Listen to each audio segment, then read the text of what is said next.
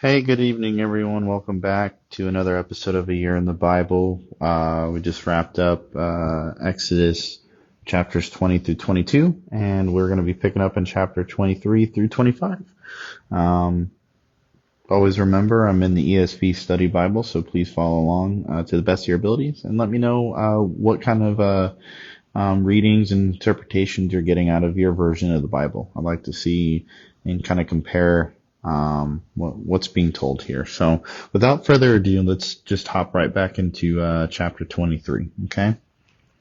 Um, you shall not spread a false report. You shall not join hands with a wicked man to be a malicious witness. You shall not fall in with the many to do evil, nor shall you bear witness in a lawsuit, siding with the many, so as to pervert justice, nor shall you be partial to a poor man in his lawsuit. If you meet your enemy's ox or his donkey going astray, you shall bring it back to him. If you see the donkey of one who hates you lying down under its burden, you shall refrain from leaving him with it. You shall rescue it with him. You shall not pervert the justice due to your poor in his lawsuit. Keep far from a false charge, and do not kill the innocent and righteous, for I will not acquit the wicked. And you shall take no bribe, for a bribe blinds the clear-sighted and subverts the cause of those who are in the right. You shall not oppress a sojourner. You know the heart of a sojourner, for you were sojourners in the land of Egypt. For 6 years you shall sow your land and gather in its yield. But the seventh year you shall let it rest and lie fallow, that the poor of your people may eat, and what they leave the beasts of the field may eat. You shall do likewise with your vineyard and with your olive orchard.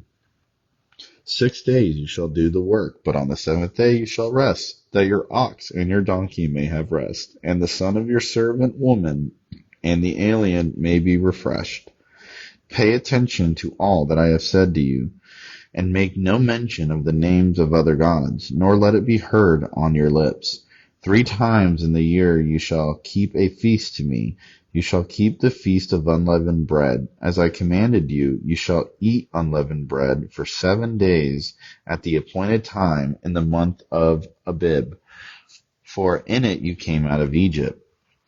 None shall appear before me empty-handed. You shall keep the feast of harvest, of the first fruits of your labor, of what you sow in the field. You shall keep the feast of ingathering at the end of the year, when you gather in from the field the fruit of your labor. 3 times in the year you shall all your males appear before the Lord God.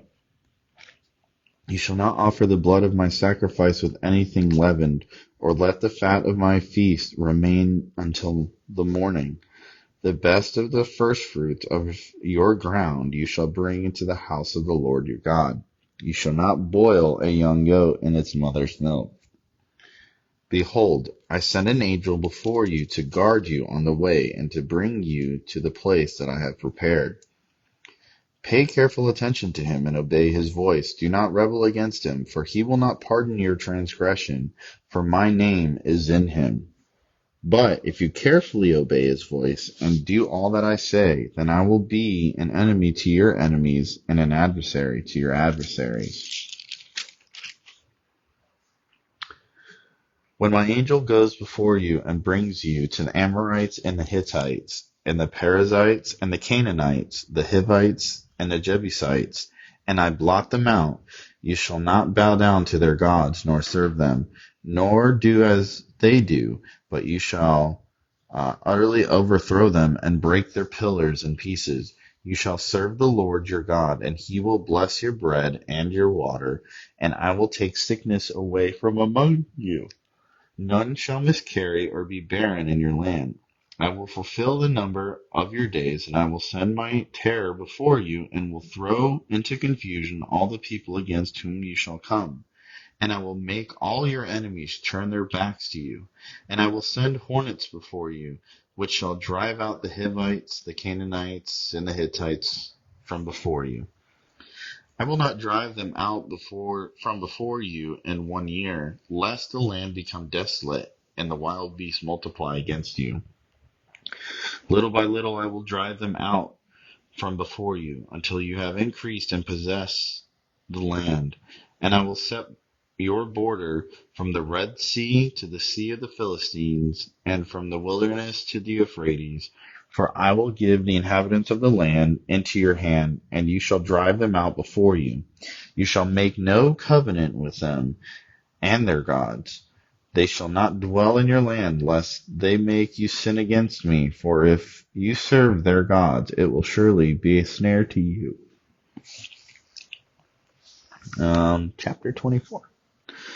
Then he said to Moses, Come up to the Lord, you and Aaron, Nadab and Abihu, and 70 of the elders of Israel, and worship from afar. Moses alone shall come near to the Lord, but the others shall not come near, and the people shall not come up with him. Moses came and told all the people all the words of the Lord and all the rules. And all the people answered with one voice and said, All the words that the Lord has spoken we will do. And Moses wrote down all the words of the Lord. He rose early in the morning and built an altar at the foot of the mountain, and 12 pillars according to the 12 tribes of Israel. And he sent young men of the people of Israel, who offered burnt offerings and sacrificed peace offerings of oxen to the Lord. And Moses took half of the blood and put it in the basins, and half of the blood he threw against the altar. Then he took the book of the covenant and read it in the hearing of the people. And they said, All the Lord has spoken we will do, and we will be obedient. And Moses took the blood and threw it on the people and said, Behold, the blood of the covenant that the Lord has made with you in accordance with all these words.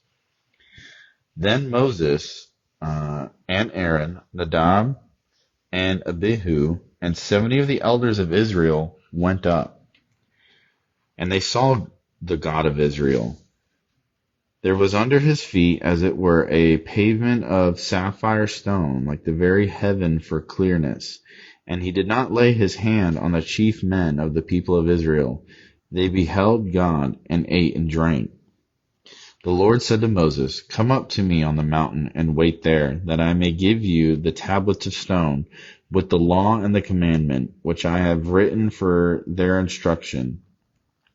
So Moses rose with his assistant Joshua, and Moses went up into the mountain of God. And he said to the elders, Wait here for us until we return to you. And behold, Aaron and Hur are with you. Whoever has dispute, let him go to them. Then Moses went up on the mountain, and the cloud covered in the mountain. The glory of the Lord dwelt on Mount Sinai, and the cloud covered in 6 days. And on the 7th day he called to Moses out of the midst of the cloud. Now the appearance of the glory of the Lord was like a devouring fire on top of the mountain in the sight of the people of Israel. Moses entered the cloud and went up on the mountain, and Moses was on the mountain 40 days and 40 nights. Chapter 25. The Lord said to Moses, Speak to the people of Israel, that they take for me a contribution. From every man whose heart moves him, you shall receive the contribution for me.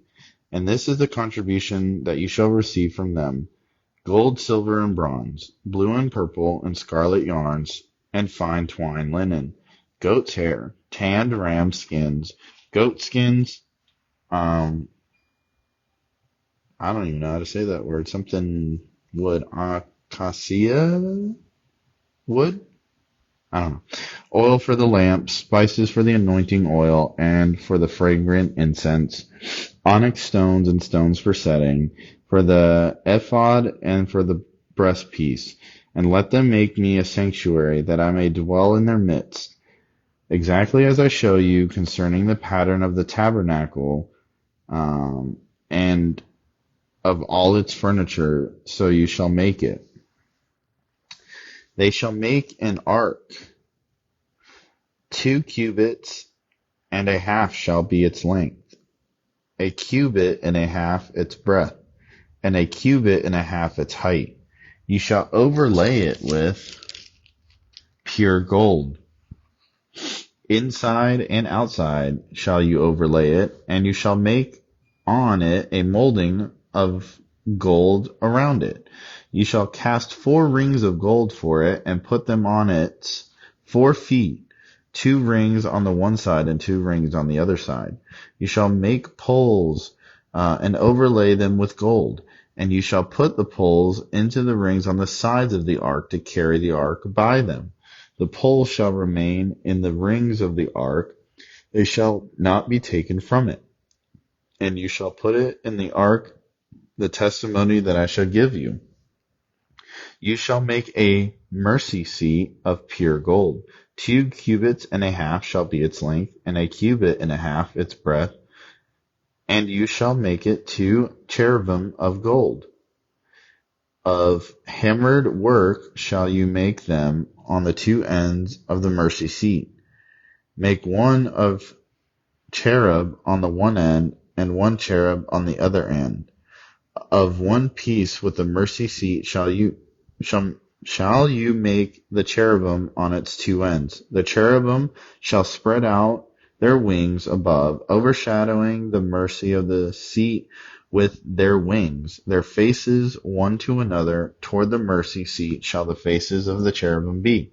And you shall put the mercy seat on the top of the ark. And in the ark you shall put the testimony that I shall give you. There I will meet with you, and from above the mercy seat, from between the 2 cherubim are on the ark of the testimony, I will speak with you about all that I will give you in the commandment for the people of Israel. You shall make a table, 2 cubits shall be its length, a cubit in its breadth, and a cubit and a half its height. You shall overlay it pure gold, and make a molding of gold around it. And you shall make the rim around it its handbreadth wide, and a molding of gold.